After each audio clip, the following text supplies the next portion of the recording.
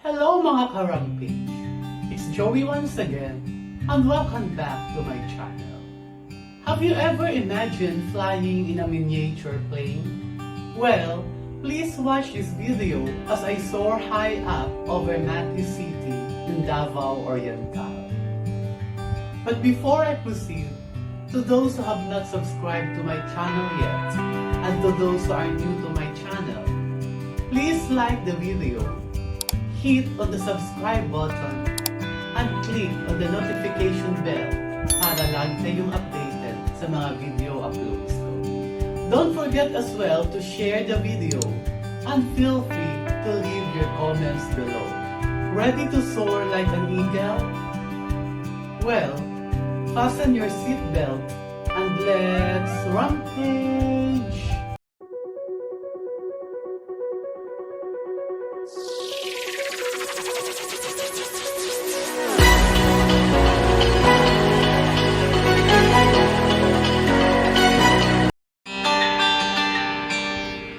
You might be wondering what the heck is RunWay-32.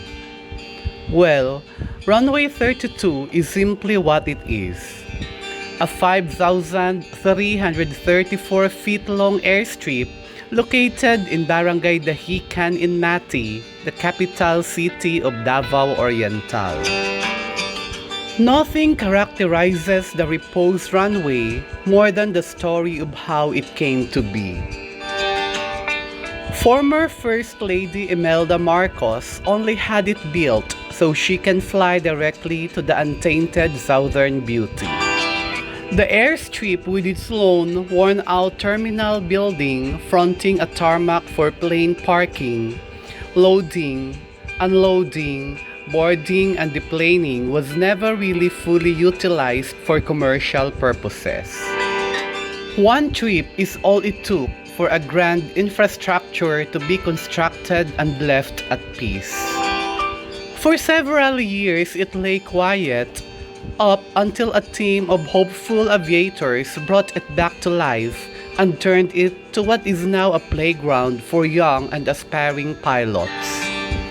What is successfully taking off and helping make Matthews City soar high up in the air again as far as tourism is concerned is the ingenious idea of some Davao folks who founded the Mindanao Saga Flying Club for recreational purposes, while suitably utilizing RunWay-32 for what it was constructed, and for riders to enjoy the scenic beauty of the city and its surroundings like no one has ever seen before in exhilarating and breathtaking open cockpit ultralight planes and the like. The Mindanao Saga Flying Club is an aviation club that offers several flight packages that adventure seekers, daredevils, and even up to certified pilots will surely enjoy. One of the main draws why Mati has always been in my bucket list was because of the ultralight plane ride to see Mati City not just from ground level, but from a bird's eye view. After taking off paragliding in Nepal, flying on an ultralight plane was just one of those activities on my long bucket lists. If you are heading to Davao Oriental, this is one of the most unique activities you can do.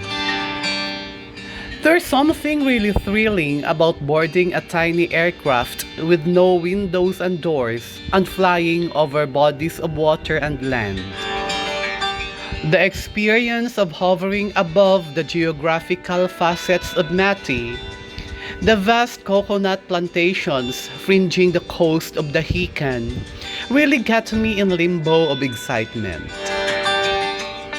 Ultralight aviation involves flying on lightweight, 1- or 2-seater fixed-wing aircraft. The flights are operated by the Mindanao Saga Flying Club, a flight school in Dahican, Mati City.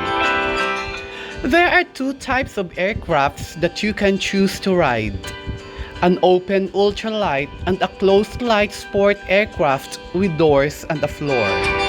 The open aircraft is a favorite of tourists since it offers a more thrilling ride and gives an unobstructed view, which adds to the quality of the experience. Only one passenger can ride at a time since the ultralight planes only have two seats, one for the pilot and one for the passenger. Because of the small size of the aircraft, there's also a weight limit for passengers for about 95 kilograms or 200 pounds for all aircraft. Flying on ultralight planes is a highly weather-dependent activity.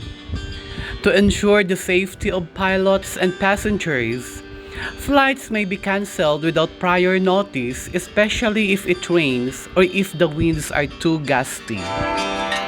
The best time to fly is early morning, as soon as the sun rises. This is the time when the winds are at its calmest and it is not too hot yet. By 9 to 10 a.m., the winds start to pick up and become gusty, and this goes on until late afternoon. When the winds die down at 4 p.m., they can resume flying, but there's the guarantee that there will be flights in the afternoon. So, it's best to schedule your flight first thing in the morning as soon as you arrive to avoid disappointment. Tourists usually avail the introductory flight packages for a 15-minute trial flight in an open ultralight plane. Usually, you will be accompanied by one of their professional pilots during the flight, and if you're lucky, they will even let you control the plane for a couple of minutes. Flying will just take about a quarter of your day, so you'll have plenty of time to do other things later on. For parents traveling with kids, take note that toddlers and young children are not allowed to ride with parents. However, they may allow children as young as 6 years old to ride with a pilot in a closed cockpit aircraft as long as they can take and follow instructions from the pilot. With regards to your outfit, you can wear anything you like, but it can get pretty windy and cold, especially if you are riding the open aircraft, so you can bring a light jacket. You will be strapped in the aircraft, so shorts, jeans or leggings are preferred to skirts and dresses. Closed footwear is better compared to flip-flops. There's a platform for the feet though, so as long as you don't move your feet much, there should be no danger of your footwear falling off. For those who want to ensure good photos and videos, for an additional fee, you can rent their GoPro, which is mounted on the aircraft's wing. Otherwise, you can bring your own camera when you fly, but it will be on your own risk. No worries, all planes are maintained carefully. To remove any doubts and reservations to confidently enjoy your flight, the Mindanao Saga Flying Club pilots will take good care of you and will instruct you each step of the way. You are in the hands of a certified pilot who controls everything, so you can just sit back and enjoy the ride. It's a very intimate experience that you'll share with one of the skilled pilots in the club.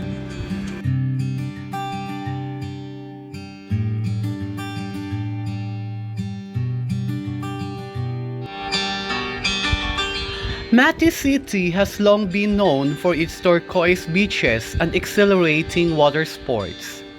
But this airborne attraction is a definite treat for daredevils, adrenaline junkies, and frustrated pilots.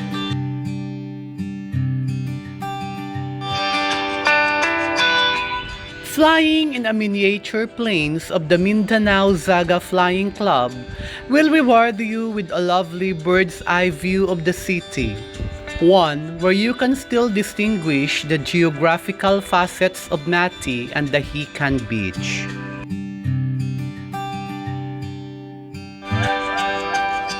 With Mindanao Saga Flying Club, you need not worry about security and safety because you'll be flying in the latest and well-maintained aircrafts.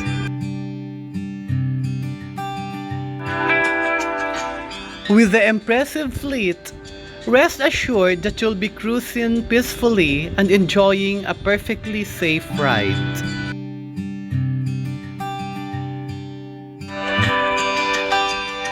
The seasoned pilots will take good care of you, and their technical knowledge will take your mind off any doubts and reservations for you to confidently enjoy your flight.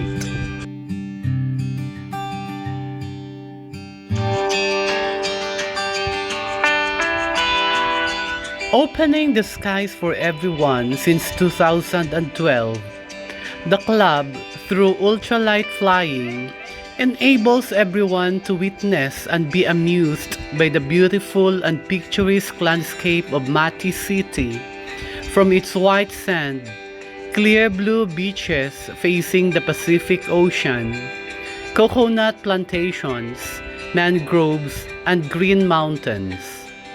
It was a privilege to witness a glorious beauty from up above.